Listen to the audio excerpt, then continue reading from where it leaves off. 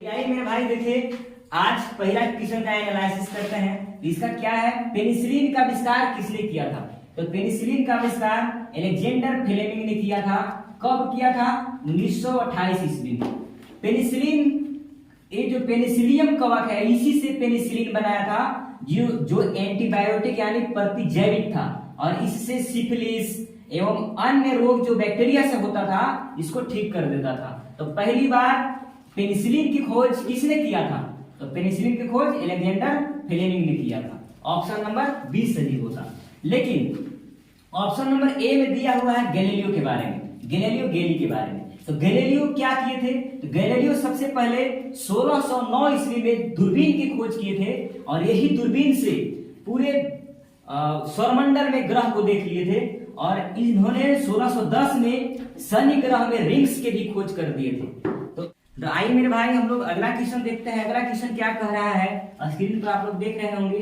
प्रतिभा रे को किस भाषा क्षेत्र में काम करने के लिए ज्ञानपीठ पुरस्कार दिया गया था?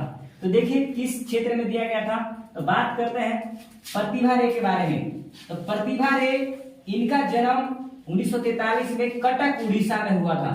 तो ये उड़ीसा यानी उड़िया भाषा की कवि थी। साहित्य पुरस्कार के साथ साथ देखिए इनको क्या क्या मिला है। मूर्ति देवी पुरस्कार 1991 में इन्होंने प्राप्त किया।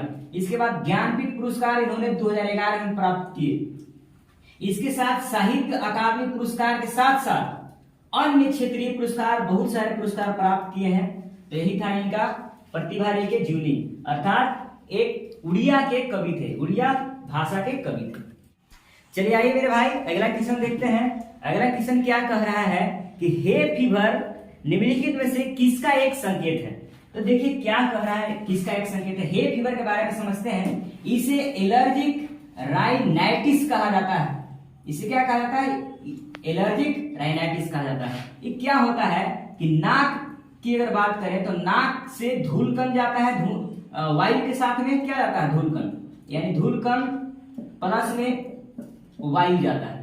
तो धूलकण, वायु के साथ में धूलकण भी जा रहा है, एयर के साथ में धूलकण भी जा रहा है। तो यही धूलकण एलर्जी का काम करता है, और अंदर जा करके जो सलेस्मा, नाक के अंदर सलेस्मा पाया जाता है, सलेस्मा जिसको म्यूकस कहते हैं, एक चिपचिपा पदार्थ होता है।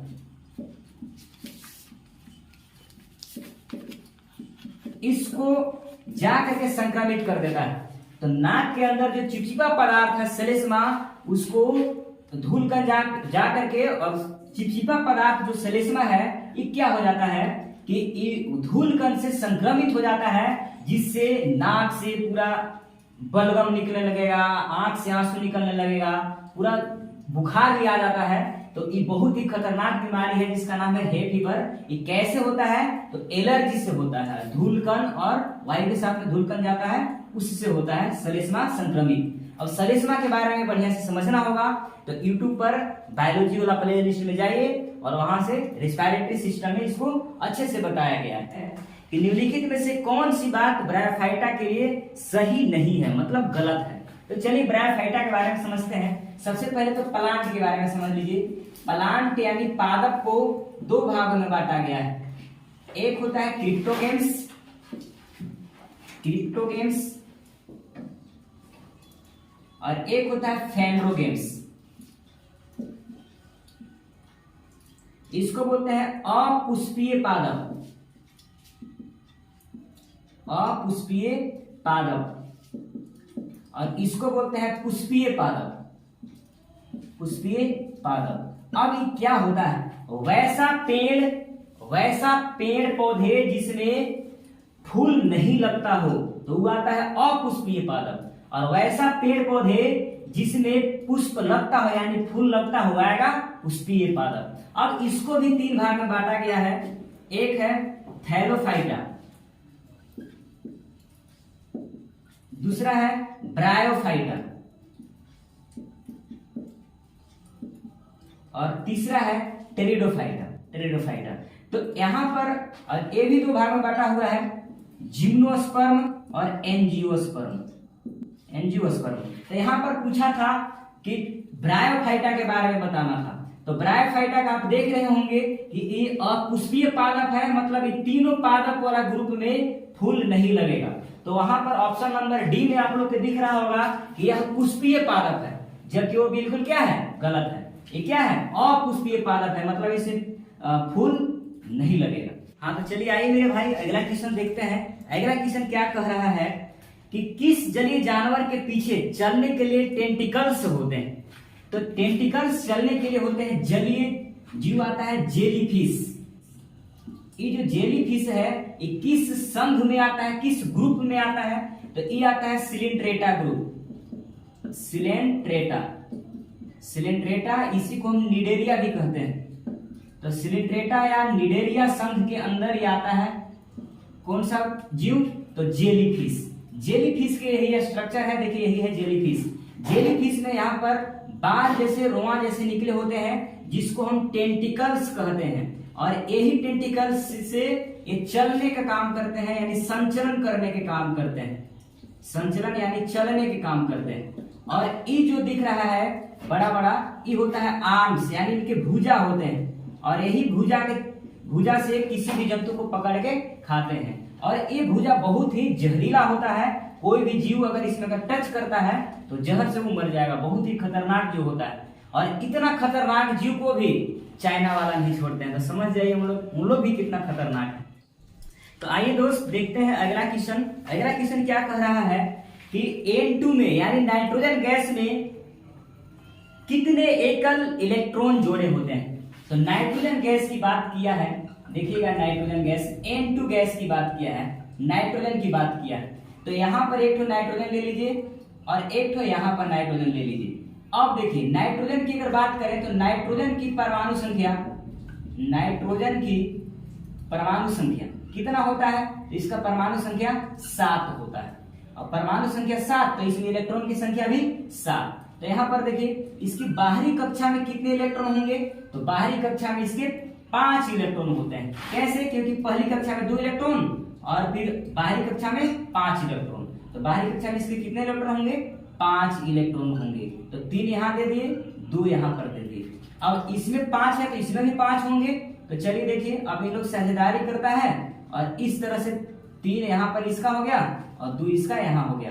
कह रहा है इसके कि कितने जोड़ी इलेक्ट्रॉन होंगे बचे हुए। तो बचे हुए यहाँ पर देखिए एक जोड़ी यहाँ से और एक जोड़ी यहाँ से, यानी टोटल कितने जोड़ी बचे हुए हैं, तो यहाँ पर टोटल 2 जोड़ी। तो यही आपका आंसर हो जाता जो ऑप्शन। चलिए मेरे भाई अगला क्वेश्चन देखते हैं। अगला क्वेश्चन क्या कर रहा है, एल्युमिनियम नाइट्राइड का रासायनिक सूत्र क्या होगा। तो देखते हैं एल्युमिनियम नाइट्राइड का रासायनिक सूत्र क्या होगा। तो एल्युमिनियम नाइट्राइड का रासायनिक सूत्र AlN होता है। एल्युमिनियम नाइट्राइड, इसको क्या बोलते हैं, नाइट्राइड। एल्युमिनियम नाइट्राइड का उपयोग कहाँ होता है, तो इसका उपयोग इलेक्ट्रिक सामान में किए जाते हैं। इलेक्ट्रिक सामान में इसका उपयोग किया जाता है। देखते हैं अगला क्वेश्चन क्या कह रहा है कि किसे आपस में जुड़े सरकारी, शैक्षणिक, कारपोरेट, सार्वजनिक और निजी कंप्यूटर नेटवर्क की एक वैश्विक प्रणाली माना जाता है। एक सरकारी, निजी जितने भी कंप्यूटर को नेटवर्क जोड़ता है उसे हम इंटरनेट कहते हैं। उसे क्या कहते हैं, इंटरनेट कहते हैं, इंटरनेट। तो ऑप्शन नंबर बी में है, तो ये बिल्कुल करेक्ट इसका आंसर हो जाता है। आइए हम लोग देखते हैं अगला क्वेश्चन क्या कह रहा है कि जरदोजी कढ़ाई किसके तहत लोकप्रिय हुई है। तो जरदोजी कढ़ाई की अगर बात करें तो जरदोजी कढ़ाई, इसकी बात करें तो ये मुगल साम्राज्य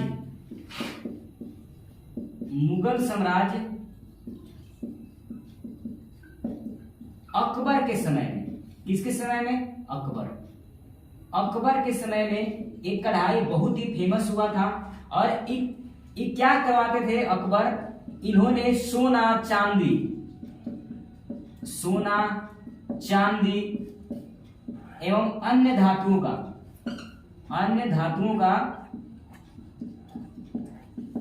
कढ़ाई करवाते थे।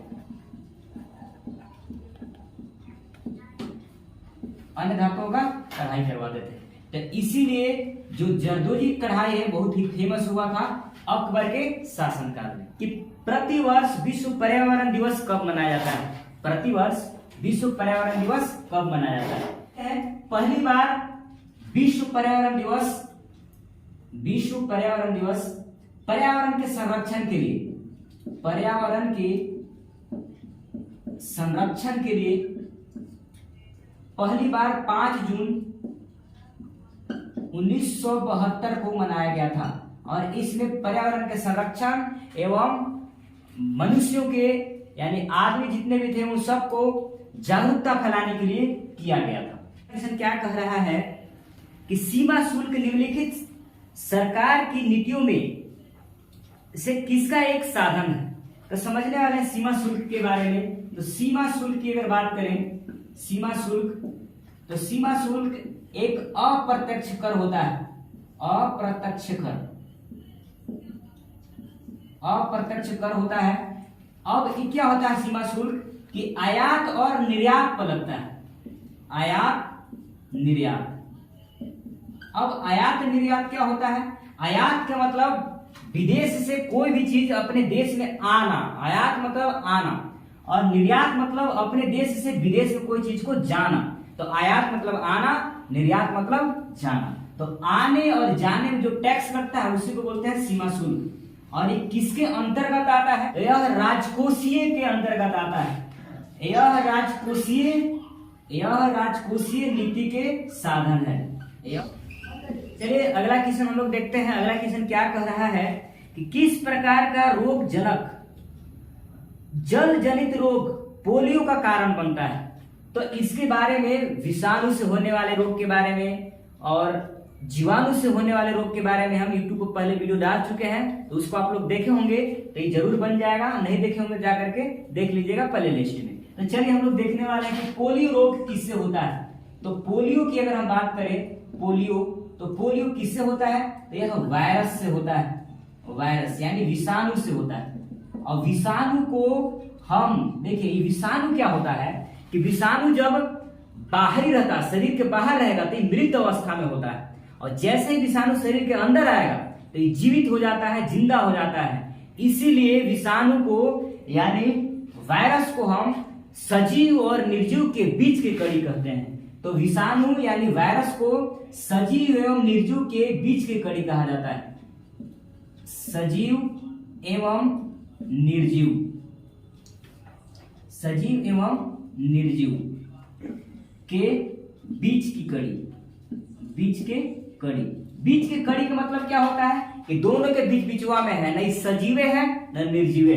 तो चलिए आइए दोस्त देखते हैं अगला क्वेश्चन क्या कह रहा है कि निम्नलिखित में से कौन सी ग्रीन हाउस गैस है जो ओजोन परत को नुकसान पहुंचाता है? तो हम लोग समझने वाले हैं ओजोन गैस के नुकसान पहुंचाने वाले गैस के बारे में, यानी O3 गैस। इसको हम क्या बोलते हैं? ओजोन गैस को O3 कहते हैं, ओजोन गैस। तो ये जो ओजोन गैस है इसको नुकसान कौन कौन गैस पहुंचाता है? तो इसको, इस ओजोन गैस को नुकसान CFC, क्लोरोफ्लोरोकार्बन, इसको क्या बोलते हैं? क्लोरोफ्लोरोकार्बन,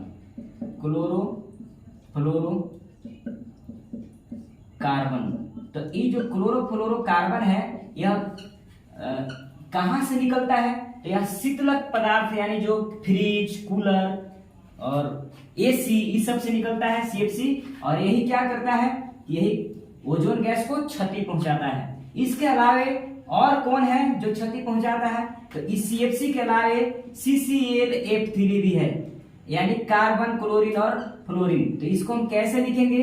तो क्लोरोट्राइफ्लोरोकार्बन, इसको हम ऐसे लिखेंगे। तो ए भी जो है क्लोरोट्राइफ्लोरोकार्बन, ए भी क्या करता है कि ए भी ओजोन गैस को क्षति पहुंचाता है, नष्ट करने के काम करता है।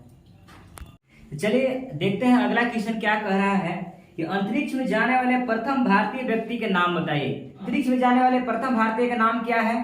तो प्रथम भारतीय का नाम राकेश शर्मा है। और इनके साथ में 2 व्यक्ति भी सोवियत संघ के द्वारा गए थे। तीनों व्यक्ति सोवियत संघ के द्वारा अंतरिक्ष में भेजे गए थे। किस यान से भेजे गए थे? तो सोयूज T2 अंतरिक्ष यान से भेजे गए थे। कहां से भेजे गए थे? तो कजाकिस्तान के बैकानूर अंतरिक्ष केंद्र से इन लोग के रवाना किया गया था। कब किया गया था? तो 3 अप्रैल 1984 को। 3 अप्रैल 1984 को गए और वापस सकुशल कब आए? तो 11 अप्रैल 1984 को, अर्थात 8 दिन तक इन लोग अंतरिक्ष में रहे हैं। अगला क्वेश्चन क्या कह रहा है कि किस नदी को चीन का शोक कहा जाता है? तो समझते हैं किस नदी को चीन का शोक कहते हैं। तो यहाँ पर समझिएगा, चीन की एक नदी है जिसका नाम है हवांगो नदी। हवांगहो नदी, हवांगहो नदी। इस नदी को एक नाम और है पीली नदी। पीली नदी तो ये एक ऐसी नदी है जो पीली मिट्टी से होकर के गुजरती है, इसलिए इसका कलर पीला कलर का हो जाता है। और इतना इसमें पानी आता है, अधिक मात्रा में बाढ़ आता है, जो शहर के शहर, गांव के गांव डुबा देता है चीन का। इसीलिए चीन का शोक हांगो नदी या पीली नदी को कहा जाता है। दोनों एक ही नदी है, नाम 2 है। अब एशिया की तीसरी सबसे बड़ी नदी है, थर्ड। यह एशिया की तीसरी सबसे बड़ी नदी है, सबसे बड़ी नदी। तो एशिया की सबसे बड़ी नदी कौन है? तो एशिया की सबसे बड़ी नदी, एशिया की सबसे बड़ी नदी, बड़ी नदी ये है यांगटीसी कयांग। तो एशिया की सबसे बड़ी नदी कौन है? यांगटीसी कयांग। ये भी चीन में ही है। यांगटीसी कयांग नदी कहां पर है? चीन में। भारत की बताइए, तो भारत की सबसे लंबी नदी कौन है? गंगा। और भारत की सबसे, ये हो जाएगी लंबी नदी। भारत की सबसे चौड़ी नदी बताइए, तो भारत की सबसे चौड़ी नदी कौन है? ब्रह्मपुत्र। ब्रह्मपुत्र ये सबसे चौड़ी नदी। यहीं से पीली नदी की सभ्यता शुरू हुई थी। पीली नदी के किनारे सबसे पहले पीली नदी की सभ्यता बसा था। और ये बहुत ही विकसित, यानी क्योंकि यह फसल वाले क्षेत्र में बसे हुए थे पीली नदी की सभ्यता के लोग, और यहीं से चीन के लोग पूरा विकसित हुए हैं। चलिए अगला क्वेश्चन हम लोग समझते हैं। अगला क्वेश्चन क्या कह रहा है कि पश्चिम बंगाल की सीमा निम्नलिखित में से किसे छोड़कर बाकी सभी देशों से लगती है? तो समझते हैं बाकी यहाँ पर किस किस देश से पश्चिम बंगाल की सीमा लगती है, इसको समझने वाले हैं। तो यहाँ पर देखिए, यह है गुजरात, ये हमारा प्यारा प्यारा भारत है। और यहाँ पर ये राजस्थान वाला क्षेत्र है, ये जम्मू कश्मीर का क्षेत्र है, और यहाँ से सिक्किम, और ये पूर्वोत्तर राज्य। यहाँ पर है पश्चिम बंगाल, ये है पश्चिम बंगाल, यहाँ तक है। अब देखिए यहाँ पर आप लोग के देश को पता होगा ये कौन सा देश है? तो ये है नेपाल। ये है नेपाल। यहाँ पर भी एक देश है छोटा सा, इस देश का नाम क्या है? भूटान। भूटान। तो क्या ये जो वेस्ट बंगाल है, वेस्ट बंगाल नेपाल से स्पर्श कर रहा है कि नहीं कर रहा है? तो कर रहा है। भूटान से कर रहा है कि नहीं कर रहा है? तो भूटान से भी कर रहा है। यहाँ पर एक देश है जिसका नाम है बांग्लादेश। बांग्लादेश। तो क्या बांग्लादेश से स्पर्श कर रहा है कि नहीं कर रहा है? कर रहा है। तो ऑप्शन में था कि किससे नहीं कर रहा है, तो ऑप्शन में आंसर क्या होता है इसका? पाकिस्तान, क्योंकि पाकिस्तान यहाँ पर है, ये है पाकिस्तान। पाकिस्तान, तो इसका आंसर हो जाता पाकिस्तान, क्योंकि पाकिस्तान पश्चिम बंगाल को स्पर्श नहीं कर रहा है। दिल्ली के लिए लड़ाई को वर्ष किसने लड़ा गया था? तो किसमें लड़ा गया था? 1526 में। तो आप लोग को पता होगा कि पानीपत का प्रथम युद्ध, पानीपत का प्रथम युद्ध दिल्ली के लिए लड़ा गया था। कब लड़ा गया था? 1526 में। किसके किसके बीच में लड़ा गया था? तो बाबर और इब्राहिम लोदी। बाबर और इब्राहिम लोदी। बाबर और इब्राहिम लोदी के बीच में लड़ा गया। इसमें जीता कौन? तो विजयी कौन हुआ था? बाबर हुआ था। बाबर 1526 से लेकर के 1527, 1528, 1529 तीनों चार लगातार युद्ध जीता था, और 1530 में इनकी मृत्यु हो गया था। तो चलिए दोस्त अगला क्वेश्चन समझते हैं। क्या कह रहा है कि बाजीराव द्वितीय जो 1796 से 1808 तक रहे थे, तो किस वंश के शासक थे? तो बाजीराव द्वितीय पेशवा वंश के शासक थे। किसके थे? पेशवा। इन्होंने बाजीराव द्वितीय की एक बात करें तो एक राघोआ के पुत्र थे। राघोआ के पुत्र थे और इन्होंने पेशवा वंश से संबंधित थे बाजीराव द्वितीय। किस वंश से? पेशवा वंश। इन्होंने बाजीराव द्वितीय को अंतिम पेशवा कहा जाता है। और एक पेशवा किसके सहयोग से बने थे? तो अंग्रेज के सहयोग से बने थे। पेशवा बाजीराव द्वितीय को अंतिम पेशवा कहा जाता है। और ये अंतिम पेशवा बनाने में कौन मदद किए थे? तो अंग्रेज मदद किए थे। तो यही क्वेश्चन पूछा था कि किस वंश संबंधित है? तो पेशवा वंश से संबंधित है। किसके पुत्र है? राघोआ के पुत्र है। और अंतिम पेशवा किसे कहा जाता है? बाजीराव द्वितीय को कहा जाता है। तो अगला क्वेश्चन हम लोग समझते हैं। अगला क्वेश्चन क्या कह रहा है? बारकोड स्कैनर का आविष्कार कब हुआ था? Barcode scanner. तो बारकोड स्कैनर की बात करें, बारकोड स्कैनर तो इसके आविष्कार कब हुआ था? तो 1974 ईस्वी में। बारकोड स्कैनर की स्थापना कब हुआ था? 1974 ईस्वी में। किस कंपनी के द्वारा हुआ था? तो national cash register corporation.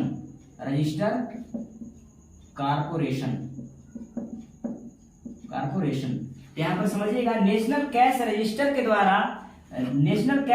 Corporation के द्वारा 1974 में बारकोड स्कैनर की स्थापना हुआ था। तो चलिए अगला क्वेश्चन को समझते हैं। क्या कह रहा है?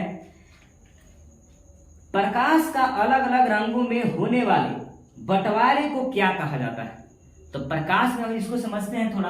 प्रकाश को आप श्वेत प्रकाश को, किस प्रकाश को? श्वेत प्रकाश को एक प्रिज्म से गुजारिएगा। ये क्या है? तो ये प्रिज्म है, यह है प्रिज्म। तो श्वेत प्रकाश यहां से जैसे ही आएगा, यह है श्वेत प्रकाश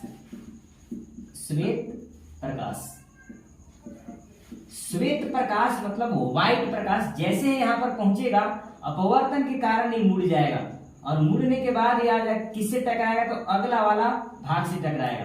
तो अगला दीवार से जैसे ही टकराएगा, ये 7 रंगों में विभाजित हो जाएगा। और यहाँ पर कौन सा क्रिया हुआ है? तो अपवर्तन हुआ है, लेकिन ये बटा अलग अलग रंगों में, 7 रंगों में किसके कारण बटा है? तो इस 7 रंग में जो बटा है, ये वर्ण विक्षेपण के कारण हुआ है। वर्ण विक्षेपण, इसको क्या बोलते हैं? वर्ण विक्षेपण।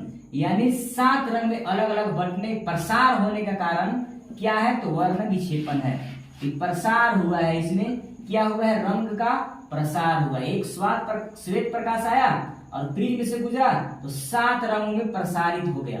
और इस प्रसार को क्या कहते हैं? तो वर्ण विक्षेपण।